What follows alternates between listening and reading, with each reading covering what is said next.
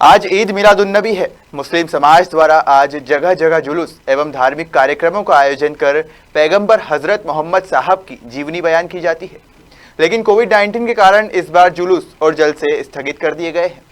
पैगंबर हजरत मोहम्मद साहब की जीवनी पर खबर मध्य प्रदेश के संवाददाता मोहम्मद फरहान ने धर्मगुरु डॉक्टर वकील खान नदवी से खास बातचीत की। आज माह रबीउल अव्वल की 12 तारीख है। ईद मिलादुन्नबी आज के दिन पूरे संसार में मनाया जाता है और हज़रत मोहम्मद साहब की जीवनी बताई जाती है लोगों को। इस समय हमारे साथ मौजूद हैं डॉक्टर वकील खान साहब नदवी, मुस्लिम पर्सनल लॉ बोर्ड के ज़िला कन्वीनर। आइए इस पूरे मामले पर बात करते हैं। डॉक्टर साहब, आज ईद मिलादुन्नबी है, क्या कहना चाहेंगे और किस तरह मनाया जाता है और सीरत क्यों ज़रूरी है इंसानों के लिए? देखिए, अल्लाह ताला का बड़ा इनाम है कि अल्लाह ने अपना एक मखसूस बहुत प्यारे नबी को हमारे दरमियान भेजा और ये उनकी विलादत की तारीख़ जैसा कि रवायत में आता है, एक याद ताज़ा करती है कि हमको जो नबी आए समझाने। असल मकसद तो आपकी सीरत से ये है कि हम वो काम करें जो अल्लाह के रसूल ने हमको हुक्म दिया, अल्लाह ने दिया। लेकिन इसके बरक्स हम देखते हैं कि ये सीरत के जलसे इस महीने में होते हैं, ये हमेशा होना चाहिए।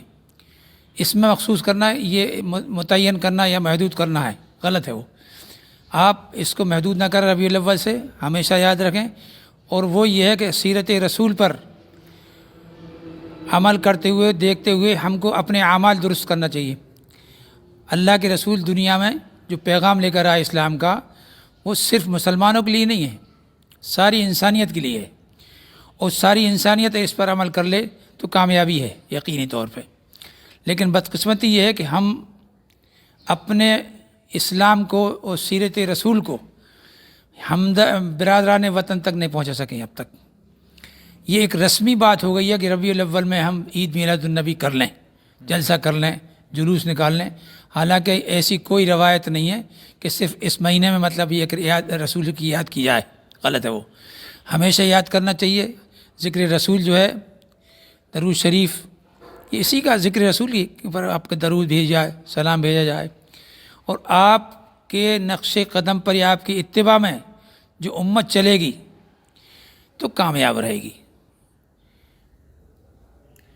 इत्तिबा रसूल होगा तो अल्लाह ताला महबूब करेगा बंदे को अपने पास में। और ये आज के ज़माने में नहीं, क़यामत तक ज़रूरी है सीरत रसूल। इसको भुलाकर कोई भी कामयाब नहीं हो सकता।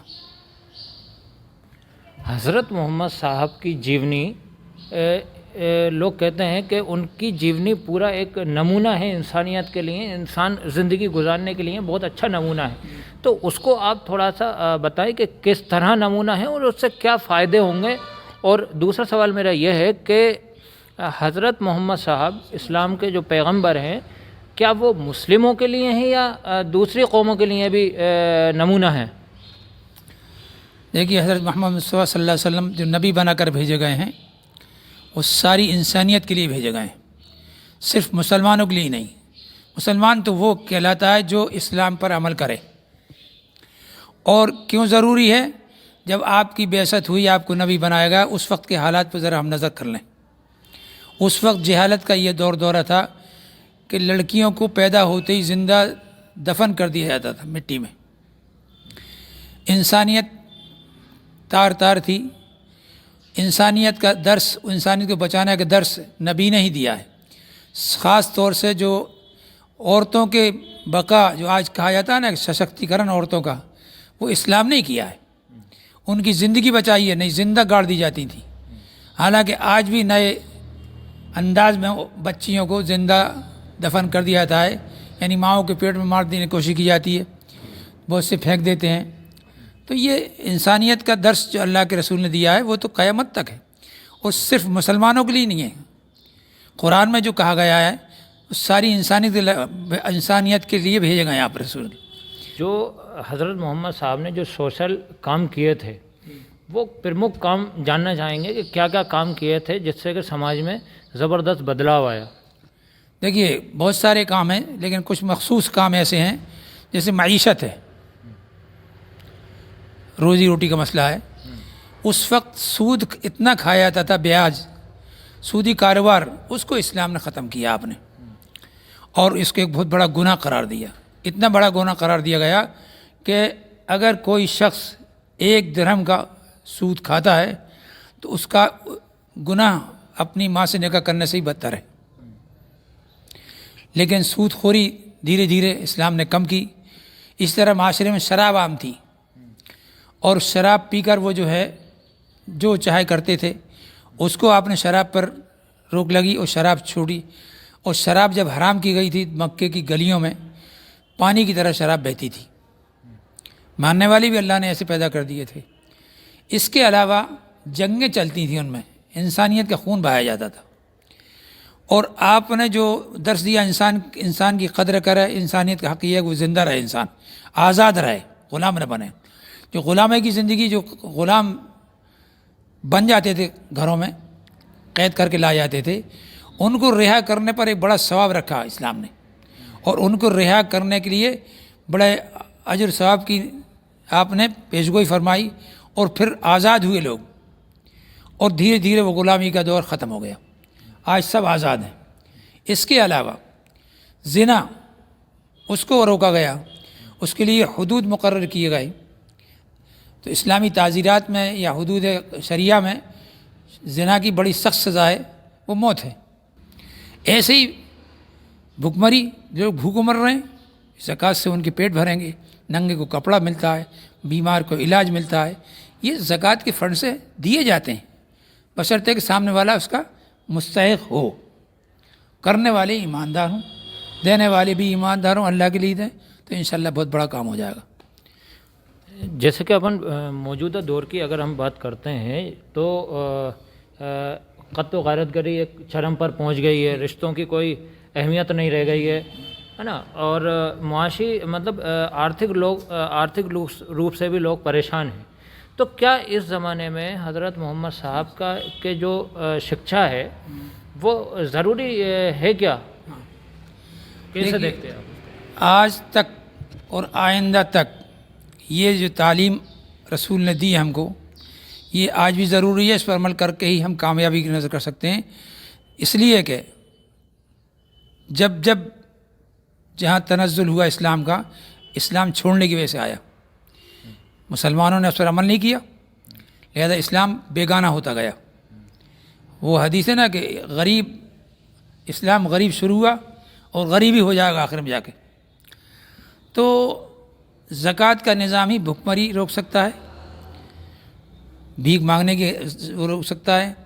اور جو ہمارے دنگے فساد، قتل و غارت گری ہے، اس میں جو لوگ متاثر ہوتے ہیں ان کی امداد ہی اسی فنڈ سے کی جاتی ہے.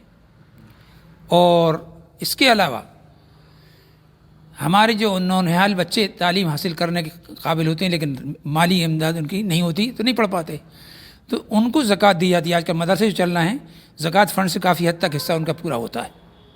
تو یہ نئی نسل جو ہے یہ تعلیمی اعتبار سے، فنی اعتبار سے پروان چڑھ رہی ہے.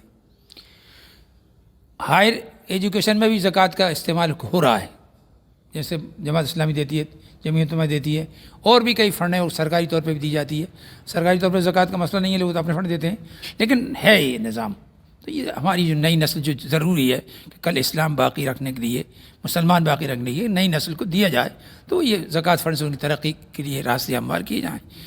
ورنہ غریب لوگوں کی طرف اگر نہیں دے گا. صلہ رحمی کا مسئلہ ہے، رشتوں کو صلہ رحمی نہ کر کے ہم توڑ رہے ہیں. پڑوسی کے حقوق ہم ادا نہیں کر رہے ہیں.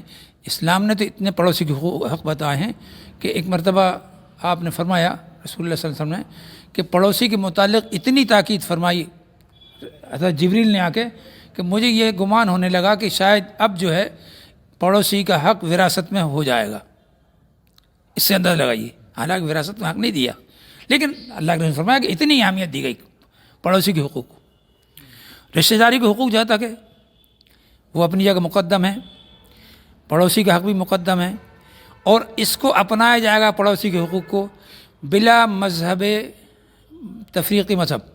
اگر کوئی غیر مسلم ہمارا پڑوسی ہے تو اس کو اگر علاج کی ضرورت ہے، پیسہ نہیں ہے، تو ہمارا فرض بنتا ہے کہ ہم اس کو دیں. اور اگر خدا نخواستہ بھوکو مر رہا ہے تو کھانا اس کو کھلائیں، ورنہ اللہ کے ہم جواب دیں ہوں گے۔ اسلام اس کو نہیں کہتا کہ پڑوسی مسلمان ہو جبھی آپ مدد کریں گے، نہیں، مسلمان ہو یا ہندو ہو، عیسائی ہو یا یہودی ہو، سکھ ہو چاہے کوئی ہو، ہر شخص جو تمہارے پڑوس میں رہتا ہے کسی مذہب کا ہو وہ پورے حق کا حقدار ہے، کھانے کا بھی حقدار ہے آپ کے، اگر محتاج ہے وہ، ننگا ہے تو لباس پہنانے کی آپ کی ذمہ داری ہے، اور آپ اکیلے نہیں کر سکتے تو آپ تنظیم بنا کے اس کا کام کریں لوگوں کو محلے میں، بیمار ہے تو علاج کا انتظام کریں۔ تو یہ سب اسلام کی تعلیمات ہیں، جسے آج تجارت میں اب دیکھیے اللہ تعالیٰ کے رسول نے فرمایا دھوکہ نہیں ہونا چاہیے، کم تول نہیں ہونا چاہیے۔ قرآن میں اللہ تعالیٰ نے باقاعدہ ایک اصحاب حقا کو اسی بات تباہ کر دیا تھا کہ وہ ڈنڈی مار تھے۔ تو دھوکہ نہ دیتا مسلمان، نہ دھوکہ کھاتا، دیتا وہی منع، اور اتنے بھولے بھی نہ بنا کہ آپ دھوکے میں خود آ جائیں، دونوں باتیں دیکھیے۔ تو اس لیے جو ہے اسلام نے جو راستہ بتایا تجارت کا، اس میں بھی اصول ہیں اس کے، کم تولیں گے نہیں، ملاوٹ نہیں کریں گے، کوئی ملاوٹ کرنا دھوکہ ہے، کم تولنا بھی دھوکہ ہے، آپ اس سے لے رہے ہیں تو زیادہ تول لیتے ہیں، اپنے ہاتھ دے رہے ہیں تو کم تول کے دیتے ہیں، تو اللہ دیکھ رہا ہے یہ تباہی اس تجارت میں برکت نہیں ہوگی اور وہ تباہ ہو جائے گی۔ تو یہ معیشت جو تباہ ہو رہی پوری دنیا کی، وہ یہودی لائن کی وجہ سے تجارت ہو رہی ہے، لین دین ہو رہا ہے، سودی کاروبار ہو رہا ہے، اس لیے یہ جی ڈی پی جو جا رہی ہے تباہی ہو رہی ہے۔ یہ اسلامی اصول کی اگر ہوتی تباہ نہیں ہو سکتی تھی۔ مولانا بات کریں اگر چونکہ حضرت محمد صاحب کی جیونی کی بات ہو رہی ہے، تو حضرت محمد صاحب نے مہیلاؤں کو کیا دیا ہے اور کیسے جو ہے کہ اسلام میں مہیلاؤں کا مقام ہے؟ اکثر کہا جاتا ہے کہ مہیلاؤں کو شانہ بشانہ چلنے کی اجازت نہیں ہے، پردے میں رکھا گیا ہے، چھپا کر رکھا گیا ہے، تو اس پہ اسلام کیا کہتا ہے اور خاص طور سے حضرت محمد صاحب نے اس میں کیا فرمان دیا ہے؟ دیکھیے جہاں تک عورتوں کا مسئلہ ہے، میں نے پہلے بھی عرض کیا تھا کہ عورتوں کی بقا جو ہے اسلام نہیں رکھی ہے، ان کو زندہ نہیں چھوڑا جاتا تھا۔ عورتوں کو بچیاں جیسی پیدا ہوتی تھیں تو اسے زندہ مٹی میں دفن کر دیا جاتا تھا۔ کئی لوگوں کے واقعات ہیں جو بعد میں صحابی بنے، ایمان لائے، اور انہوں نے اس واقعات بیان کی۔ یہ سب سے بڑا احسان ہے امت کی بیٹیوں پر۔ تعلیم کے معاملے میں بالکل برابری کا حق ہے عورتوں کا، یہ تصور غلط ہے کہ عورتوں کو جو ہے پیچھے کر دیا گیا، لیکن ایک مسئلہ یہ ہے کہ عورت کے خد و خال، جسم کی بناوٹ، اس کی طبیعت، اس کے فرائض اسلام نے الگ مقرر کیے۔ جیسے بیوی جو ہے جس دن اس گھر میں پہلی مرتبہ آئے گی شروع سے ہی، تو اس کا نان و نفقہ، کھانا پینے کا خرچہ، لباس کا خرچہ، رہنے کا خرچہ، رہنے کا مکان، اور اگر علاج کی ضرورت علاج، یہ اس کی زیادہ ضروری کام جو ہے اس کی عورت کے برابر کے حق ہیں، اس میں کوئی کمی نہیں ہے۔ رہی بات یہ کہنا ہے کہ عورت دوسرا نمبر ہے، بالکل غلط ہے۔ جہاں تک پردے کی بات ہے تو میں آپ سے یہ پوچھتا ہوں، 3 چیزوں کو اللہ کے رسول نے فرمایا کہ اللہ کے رسول نے فرمایا کہ ان میں جلدی کرو۔ ایک تو یہ کہ اگر عورت اس قابل ہو جائے کہ اس کا نکاح ہونا ہے اور جوڑ کا خاوند مل جائے تو اس کو فوراً نکاح کر دو۔ اس کا مقصد یہ ہے، اس کی جو عزت آج لوٹی جا رہی ہے، ریپ کے کیس بڑھے ہوئے ہیں، ریپ ہی نہیں مرڈر ہو رہا ہے، قتل ہو رہا ہے، یہ صرف اسلام سے دوری کا نتیجہ ہے۔ عورت کو اتنی آزادی دینا کا مقصد یہ نہیں ہے کہ اس پہ ظلم ہو رہا ہے۔ میں یہ بتاتا ہوں، آپ کے گھر میں ہیرا ہے، کون بے وقوف ہوگا جو اپنا ہیرا اسکول پہ یہ پٹک آئے گا وہاں پر میدان میں کہ میں کل اٹھا لے جاؤں گا؟ کیا مل جائے اسے ہیرا واپس؟ ہیرا نہیں ملے گا، ہیرے ایک ٹکڑے میں بھی نہیں ملیں گے۔ اس لیے عورت ایک ہیرا ہے، اس کو حفاظت سے رکھنا مرد کی ذمہ داری ہے، اور اس کا چہرہ ضرورتاً کھولنے کی اسے اجازت تو ہے، لیکن اگر وہ نمود و نمائش کے لیے جائے تو اسلام اس کی اجازت نہیں دیتا۔ یہی وجہ ہے کہ سعودی عرب میں آپ دیکھ لیجئے، حالانکہ اب معاملہ الٹا ہو گیا محمد بن سلمان کے آنے سے، لیکن پھر بھی جہاں پردے کی اہمیت ہے وہاں زنا کا لیول بہت ہی کم استر پر ہے، انکار تو نہیں کر سکتے اپن، لیکن وہاں زنا کم ہے، اور زنا کے چکر میں مرڈر بھی نہیں ہے وہاں، چونکہ سزا۔ تو یہ تھے ڈاکٹر وکیل خان صاحب ندوی، جو حضرت محمد صاحب کی جیونی کے حوالے سے خبر مدھیہ پردیش سے بات کر رہے تھے۔ सहयोगी सईद खान के साथ मोहम्मद फरहान, खबर मध्य प्रदेश, सिरोंज।